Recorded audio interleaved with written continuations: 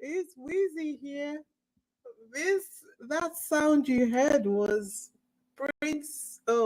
King Charles getting booed and protesters shouting, "Not my king! Black Lives Matter! Not my king! Black Lives Matter!" Welcome back to my corner of the internet. Now, guys, I really tried so hard to avoid talking about King Charles and Camilla's disaster tour in Australia. I really tried. And you might be asking, why don't you cover the royals? No, the only people I know in that royal family are Harry and Meghan. That's it. Number one, the other royals are not interesting. Everything they do is performative. So, what is really the point of following what they're doing? And then the other thing is that I didn't want to be distracted from the main thing. I have been keeping my eye out on the Sussex's events, upcoming events, like the release of the paperback version of The Spare, just because, I try to align my content with what they are doing. So I don't want to get distracted by their foolishness. But guess what? When the British media started rewriting history before our very eyes, I knew that I would have to be forced to say something. So here you go. These are as I said, the sound you heard when I first started the live stream was a video of people chanting, "Not my king" and "Black Lives Matter." But if you hear the British media tell the story, the king's visit to Australia was immensely successful with minimal protests. Thank goodness for the squaddy, like the Australian squaddies who were covering almost every event that the Camilla and Charles attended. Otherwise, we would have been sucked into the headlines that they were reporting if you were following their news.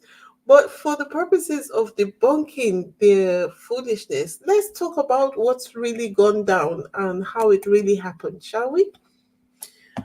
First off, let's give it up for Senator Lidia Thorpe. She is my new crush. She is my new crush. So bold, so strong. She directly confronted King Charles and basically said, "Dude, you're not our king. You're not even from Australia. How are you trying to pretend that you can be our king? And why are you still here?" Can you imagine the guts that must have taken her? She laid it all out. She was like, King Charles represents a system that has oppressed and decimated her people, the Aboriginal Australians. I don't know how clear this will be, but I'm going to play the little bit of the audio. You might have heard it already, but let's play it because I'm going to give context to what you're hearing. Just a second.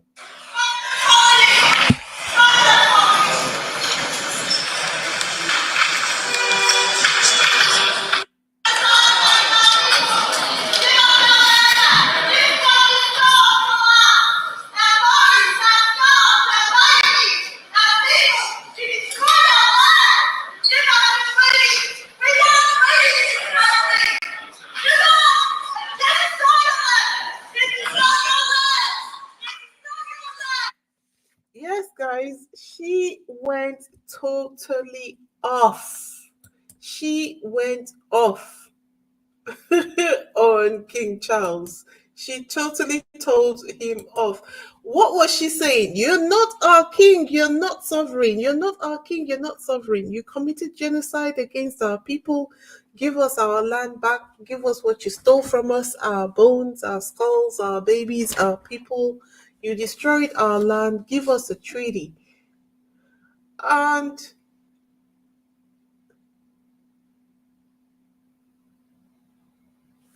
and I was just looking at what all of this meant because I didn't realize that Australia was that behind when it came to the release of the Indigenous people's rights. I was quite shocked. I was quite shocked that they hadn't gone past the point. They still had no treaty, and they were not they're basically being treated like second class citizens in their own country. So I'm glad she spoke up, and I'm glad that she spoke up the way she did because with this, it's gotten international attention for sure.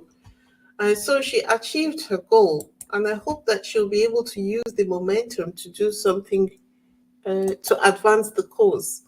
But the question I was asking is why is she so mad? Why is she so angry? It's one thing, it's one thing for a person to say, well, we don't need the British king to be our sovereign. But I didn't feel like it would be such a personal issue. But if you look at her stance and how she was carrying on, you could see that she was very angry, very bitter. I was like, why is she so invested in this matter? And of course, that's going to take me down the rabbit hole. So down the rabbit hole I went.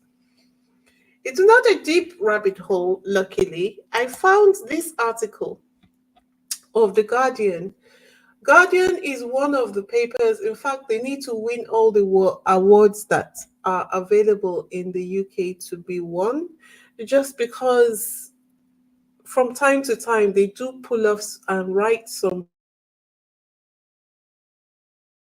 brilliant, all the usual whitewashing and PR campaigns that are going on to make sure that every article written about King Charles's trip to Australia sounds like it was the most positive thing possible. The Guardian decided, you know what, we are going to write a proper article written by a good journalist. So if you haven't read this article, it's a very good read. It explains the situation in very simple terms and you'll be able to understand. But before you do that, let me break down what they're talking about. So, what are her issues? She accused King Charles of being part of a genocidal system. And you know what? History backs her up. In 1788, when the British troops rolled into Australia, thousands of Aboriginal men, women, and children were unalived as the Crown forced their imposed colonial rule on them. And for nearly 150 years, 150 years, wars raged as the Aboriginal people fought back. But guess what? No peace treaty was ever signed. So these people, they're like in no man's land. They have no legal identity, more or less. And for that reason, state institutions in Australia, they make their laws without taking them into consideration as the First Nations of Australia. That's incredible. That is incredible. I would say to a degree, the other only other correct me if I'm wrong, my American audience, but I would say that the Native Americans were in this position and that their situation is only now becoming better as time goes on. Because even I'm shocked, I'm really, really shocked that this is the situation. You would never have guessed it with all the progress that Australia has made over the years. You would never have guessed that something like it's apartheid almost that is going on in Australia at the moment. Wow.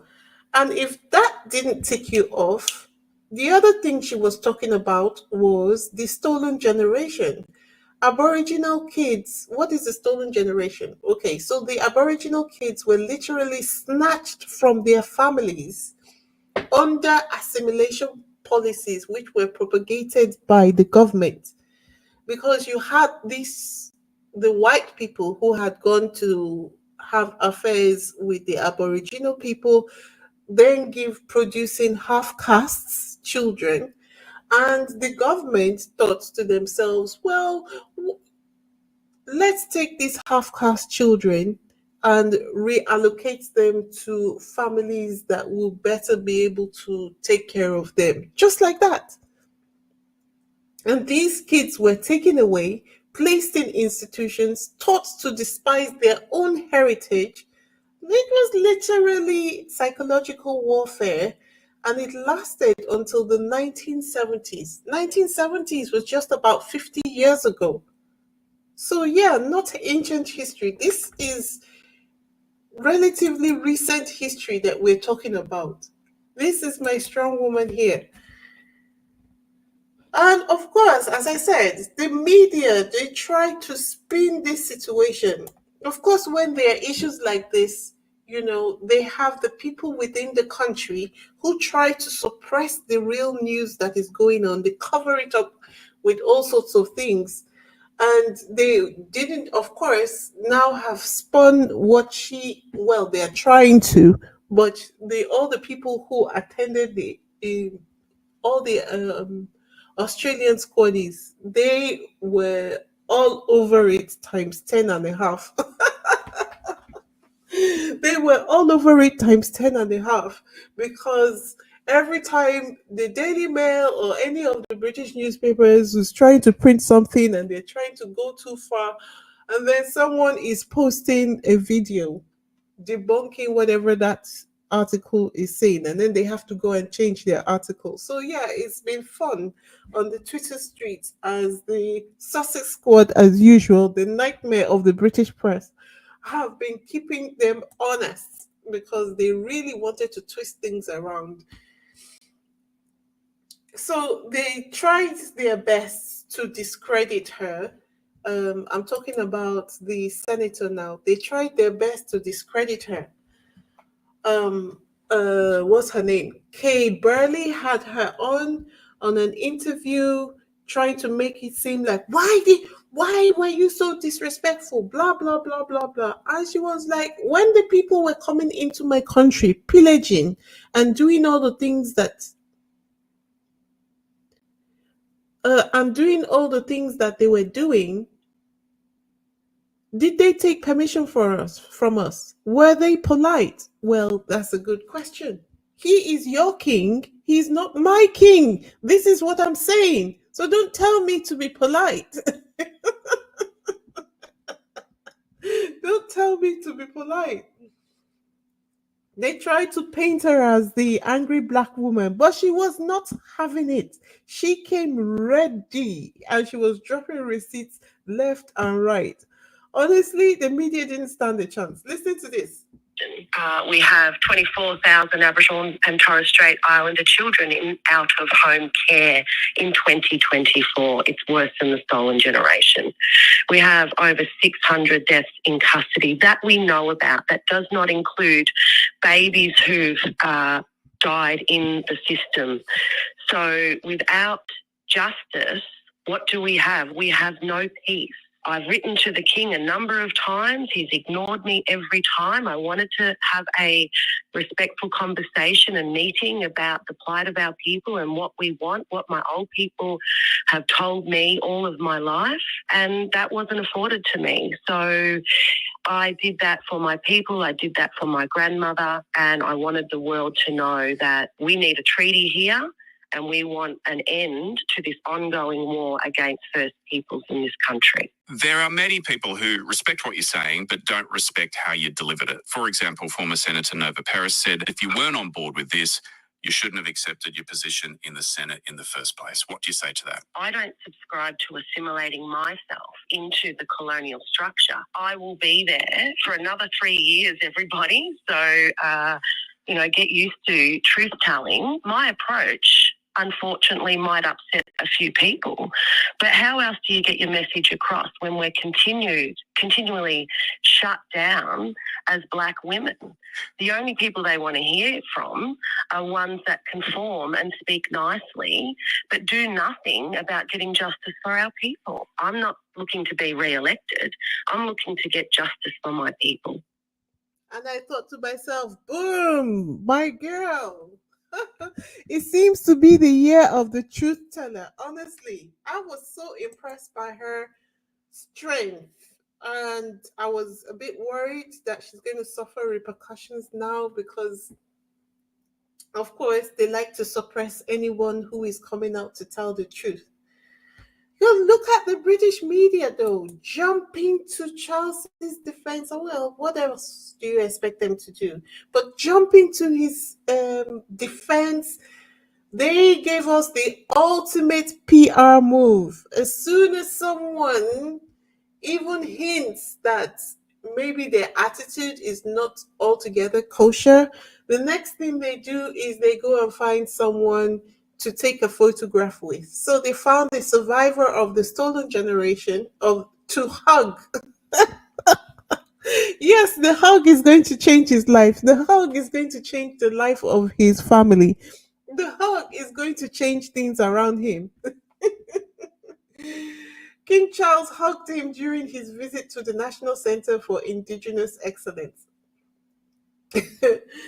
If I know that if it was Harry and Meghan, they would immediately begin to think of the things that they could do to improve the lives of the people that they were meeting. So when you say you're hugging me and I've just told you that I'm in pain, what is that for? What is that going to do?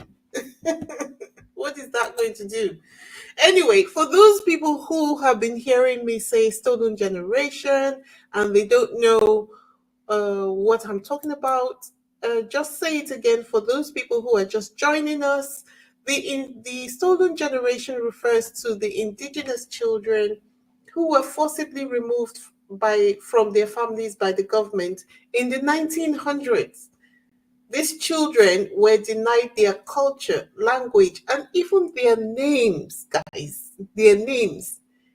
Some didn't even know their real birth dates or places of origin.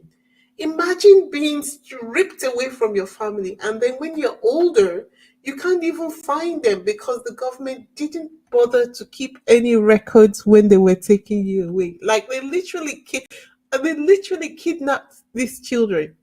They literally kidnapped these children, and because the people were holding guns and weapons of warfare, the parents who the children were stolen from couldn't do anything about it.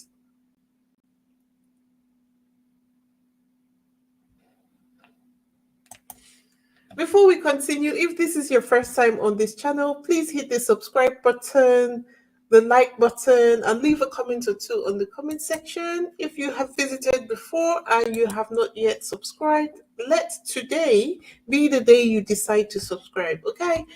For all those who have been rocking with me from the beginning, thank you, thank you, thank you.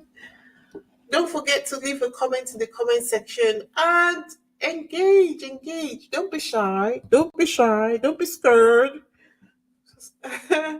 Join the conversation in the chat or leave a comment. Or if you don't want to say anything, just leave an emoji. It helps the engagement for the channel.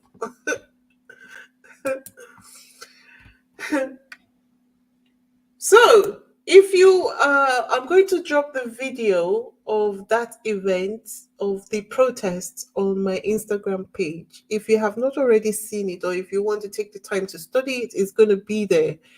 You know that after the protest, that this woman, that Charles and Camilla, they were just laughing and smiling and turning their faces away. They didn't even act concerned at all.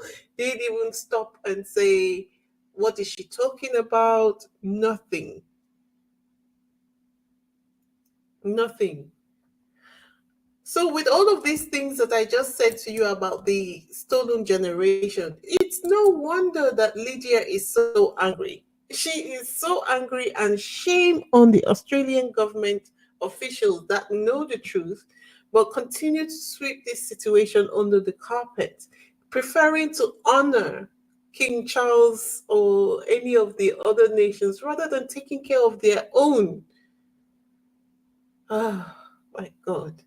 I'm sure that the people who want King Charles to continue as sovereign in Australia are the delegates of the monarchy in Australia and those who have been benefiting immensely from the continued oppression of the Aboriginal people.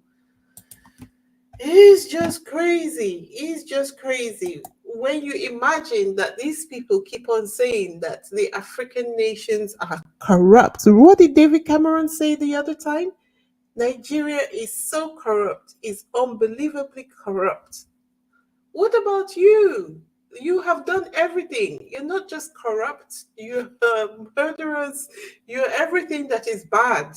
And you dare to point your fingers at a country that is trying to recover from the trauma that you put her under and say you are fantastically corrupt. That was the word he used, fantastically corrupt. Anyway, with all of this, no wonder Charles has been egged. Did you see his suit? He was egged, booed, and protested against, and he has been that it has been that way since he arrived Australia. There's a lot to protest. I don't even know the reason why it's a debate. Like it should be a given. Okay, your mother, the queen who started this whole mess, is gone. We need to be stepping out the same way Jamaica and all the Caribbean nations that are leaving the Commonwealth are doing. Australia is even bigger and stronger financially. I'm quite shocked that they are so easily led by the monarchy. Maybe there is something, of course, there are lots of things must be going on behind the scenes that benefits them that we don't know about. But the situation with the egging, it was so bad that people were bringing crates of eggs. They weren't there to come and see Charles to wave at him. No, no, no. They brought eggs. Can you guys see the guy holding the eggs, and then on this in the second photograph, the eggs are on the floor waiting to throw. You know things are bad when the cops are on egg duty.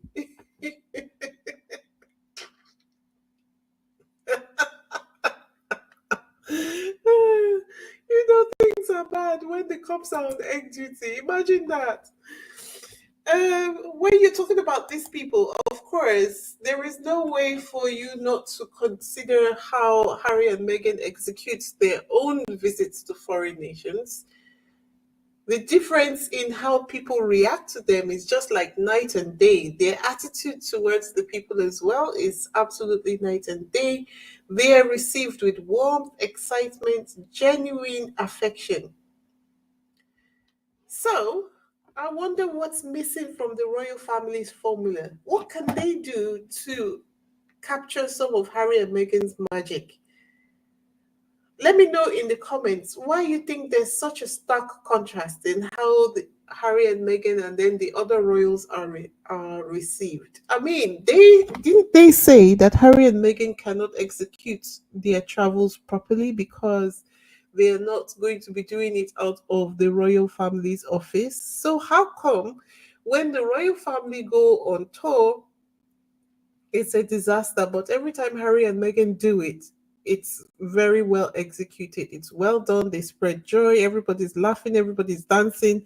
Everyone's embracing them and say, "Welcome, my children." But when the royals go to any country now, it's like they're throwing potatoes and tomatoes at them. Oh my God. Let me know in the comments what you think.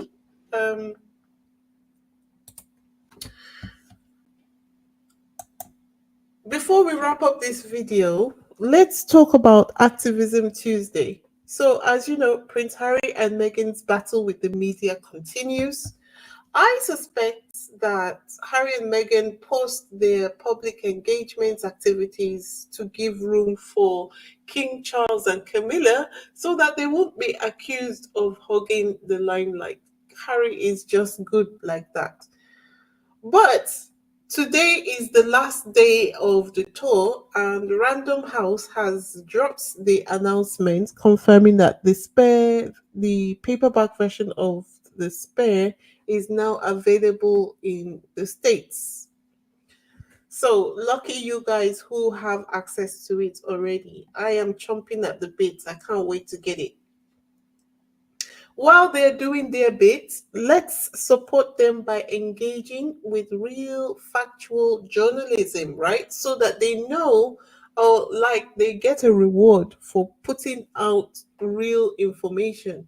And they don't think that people don't respond if they are not putting out scandalous, sensational stuff. We want them to see that their audience values accuracy over scandal. So, what I would do is to get that article, the Guardian newspaper article, the link to the Guardian newspaper article. Let's go and click on the article. Click on it, engage with it in whichever way you want to engage with it. But let's encourage the media when they're doing something right. And the Guardian have done very well with this. The Guardian have done very well with this article they wrote today. It is an amazing article. You really need to read it. It will explain exactly what I discussed with you earlier so simply. That was the only way I think that I would have understood it, because it's politics, it's an old time situation that is still affecting lives in Canada, in Australia today. So they did a very fantastic job of breaking it down simply. So let us support them. Let me see if I can find this article. Where is it? Where is it? Hold on a second. Hold on a second. Let me get Australian Senator. Hold on. Australian Senator.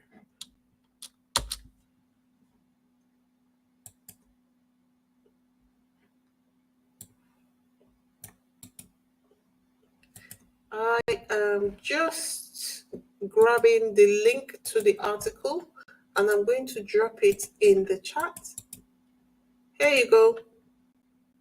This is the link to the Guardian article. It is a fantastic article.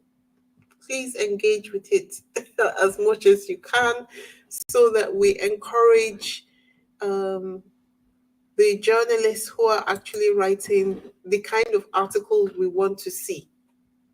Okay, let's not just be talking. Let's also really support it, support the good articles when we see them. And for the people who are my channel members, I am going to be sending you a separate message later on. So look out for that.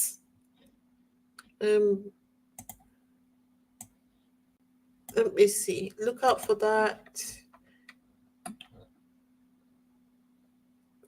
Okay, I'm going to be dropping a special task related to our push towards filing that petition.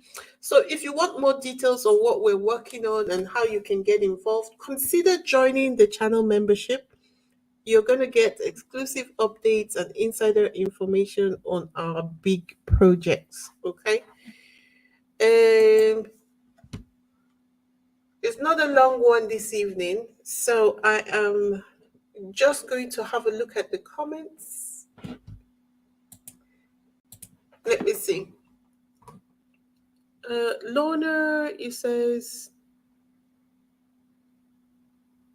oh, you were saying they don't have to be half caste. Most children were stolen, right? Like I heard when they're going to school, when they're coming back from school, like blatantly just stealing children. In the US, genocide was also committed. Blankets infected with chickenpox, marching of hundreds of miles to reservations with no food or water. Wow. You know, the question I ask myself, is how did this, should I say English people, where did they get that feeling of superiority that made them feel that they could do this to other people and they do it without remorse and they were successful? How did they achieve that? And what was it inside of them that just made them feel, "Do you know what, I can go to so and so country and just take over their treasures, take over the people, corrupt them, use them, and when I'm done, walk away from them." That's crazy. Stolen generation also happened in Canada until the 1970s and is still happening. First Nation children end up in social services more. That's what the lady was also saying. I just summarized it so that I won't take too much of your time. But she was saying that the children from the First Nations, they end up in social care and they are subjected to all sorts of things, degrading behavior, SA as well, you know.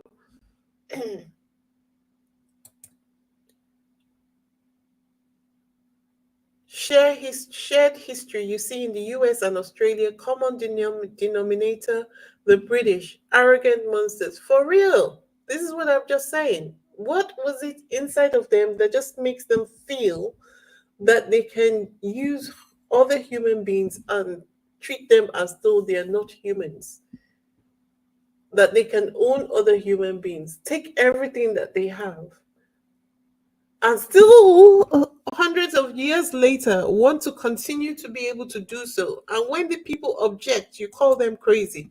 Isn't it a trip? Isn't it a trip? It's a trip.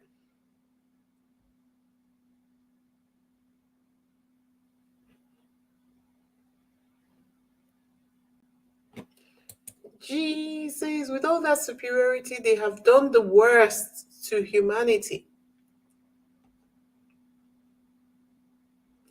And they don't think that people who were not white were human. I have to agree with you because there's no other way to explain it. There's no other way to explain why they are so callous to people who are not white. There's no reason for their behavior, and it just seems completely irrational. There's someone who said that the racism is a mental illness because it just seems like their brains short circuits and refuses to grow past a certain point. Even when they see someone who is well spoken, well educated, well behaved, they still have a corn of uh, superiority over that person inside of them. And the person who is exhibiting this behavior might not even be educated. They just have this innate sense of superiority over any person who is not white. I don't know where they got that from. Anyway, so I hope that with her activism, she is able to get this matter the attention it deserves and it can move forward. I don't know. I hope Australia eventually takes the steps to remove Charles as the head of state. And that, because removing Charles as the head of state does not necessarily solve that problem, because they can remove him as head of state and they still don't acknowledge the Aboriginal people. So I think the Aboriginal people need to figure out a way to get better representation. I don't know. Easier said than done. But yeah, they're gonna have to fight for themselves because as much as Charles is his responsibility to deal with it, is not dealing with it. Assuming that Australia is successful in removing him as the head of state, then the responsibility then shifts to the Australian government, right? And if they remain in the Commonwealth, even though they are no longer, even if Charles is no longer the head of state, but they remain in the Commonwealth, that means that, yeah, their resources and all of that business, because no one knows the real details of the deal that nations in the Commonwealth have to reach with the UK government. I have checked their website up and down to see the details. But of course, there's more going on. There's nothing on the website that tells you what the real deal is what I'm trying to say. Nothing on the website. Anyway, guys, so that's all I have for this evening. That's all I wanted to talk about. Before you go, don't forget to like, subscribe, and share this video. Let's keep the conversation going. This is an interesting topic, something with meaty to chew on. What's your take on the royal tours, the protests, the media spin? Until next time, this is Wheezy signing out. Ciao, everyone. There is more awareness Australia now since they signed the UNDRIP in 2009. In 2009. Okay. There's more awareness about the Aboriginal people. Is that what you meant? I think this is also the reason why Harry and Meghan's respectful